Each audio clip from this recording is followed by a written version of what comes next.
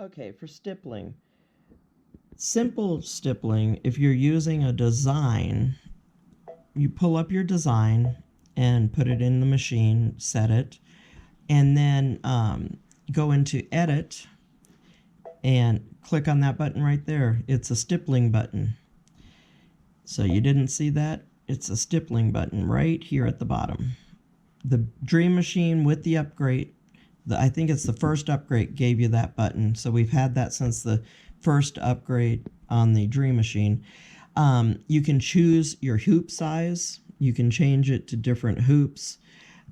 You can go ahead and change the distance, which I would change it a little bit because it's going to be how close the stippling gets to the lion's head or whatever this is. So I would add a little bit so that it's not going to stitch over any of the original stitching. Then the spacing. Spacing's important because the spacing is set at 200 right now, is very tight, and you're going to have a very tight quilt if you use that. It's good for wall hangings and such, but not so much for beds and throws and stuff like that. So I would take it up to probably at least 5.55, 0.52 or higher. So make some samples, see what you like. Hit OK. Now your design is ready. You hit embroidery and you are ready to embroider. Easiest way to do stippling. Other ways that you can do stippling, I'm taking it back to where I haven't done anything other than I have my design here. I can add patterns to it, quilt pattern designs that are built into the machine. If I click on the flower, it will make an outline of the lion, whatever it is. I know what it is. It's a fantasy and I can't think of it. But I would go ahead and put that into memory. You can change the distance if you wanted to and say OK. Then I'm going to hit add. And after I hit add, I'm going to go into my design center and I'm going to go ahead and shut off the outline design. Then I'm going to go here and into the circle and the square. That's where the flower, when I clicked on the flower and it made my stamp, it saves it here under the circle and the square. Choose the stamp and say OK. Then I'm going to, I don't want to put anything in the center on this one because I'm taking it back into my embroidery and I want a fancier pattern on the outside. So I would go into my pattern selection and I would choose the different quilt patterns that we have on here and just choose any of them. With kit 1, upgrade 1, we have 36 different patterns. And if you get kit 2, you have 6 more. So I'm just going to choose one and say OK. It's selected. I could change the color there if I wanted to. Then I click on the paint bucket, and if I click on the outside, it puts the design into my area. So I go ahead and hit next. Then I can do different things with this. If you play around with these, and this one changes the size, this button does the direction, this does an outline. I don't want the outline, that's shut off. This shifts it. If I random shift, I can go up to 3, and now watch here. Let me see. These, when I click the button, they're going to go wonky. They're going to change. I like that. Then I'm going to click here, and this gives position offsets. I don't usually mess with that. So when I did my original stamp in the distance, I didn't really change. Looking at this, I should have probably changed the distance a little bit. Then you wouldn't have these little tiny feathers going into there, stitches going into there. So then you can also choose thickness. So I hit set, say OK, and it's going to bring it right back into where my embroidery design is. And that's my new block, and I'm going to say embroidery. Now, something else that you could do is you can bring a design in, click on edit, click on the stamp. I already know on this one I want to add some distance to it. So let's add some distance, go into memory, and say OK. I do not need this anymore. I'm going to say delete. I'm going to go to My Design Center. And this time I'm going to leave the line on, and I'm going to go to the circle and the square and to the flower. And I'm going to choose the pattern that I had last saved. It's always the first one. And then first thing I'm going to do is choose a line. There's the triple, which is actually 4 stitches because you get your sewing line. The double has a sewing line and then a line above it. And then this is a triple stitch with a line below it. So I always choose the double, and I'll give it a color that I can actually see when I change the line outline. And I'm going to say OK. And I'm going to click on, oops, can't do that. I'm going to click on the bucket, then I'm going to click on the line, and it changes it to yellow.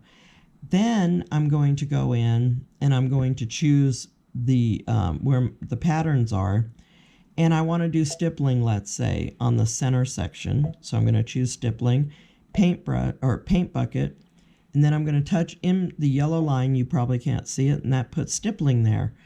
Or let's take that out and let's go in and choose a pattern. Let's choose this circle pattern, say OK, and paint bucket is on, click it, now I got circles there. Then I could go in and let's say I want stippling, and it's on the bucket, put stippling in. So now this would sew out with stippling on the outside. It would sew out with an outline of whatever I drew or did, whatever pattern was there, the stamp that it made, and it would do an inside. Or I can take all of that back out, and let me go in and let's put the stippling in the center. We have not done it, but it's up here for the outline. Let's put the outline back, and you touch the black line and it'll turn it to yellow. That's how I know it's there. Then I want to go and this could be my design, period. I could go to next, do my settings where I change the stippling size here, the spacing of the stippling. I can do the run pitch. You have to wait until it's done. The run pitch, I don't usually change. And you can do the distancing where the outline is a little farther away.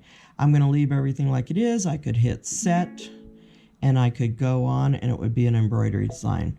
Or I could return it, and I can go in and I can add a design on the outside by just choosing one and saying OK, and put it on the bucket and put it in there. And now that's a hidden design inside of a design. What I was doing is on the Jeep. The Jeeps have what they call an Easter egg. I think it was 94 or I think it was in 1990s. They hired a designer and they started putting little hidden designs in the Jeeps. So one of the hidden designs is a Jeep.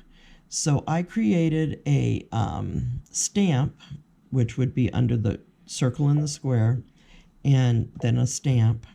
I created a stamp of the Jeep, and I'll say OK.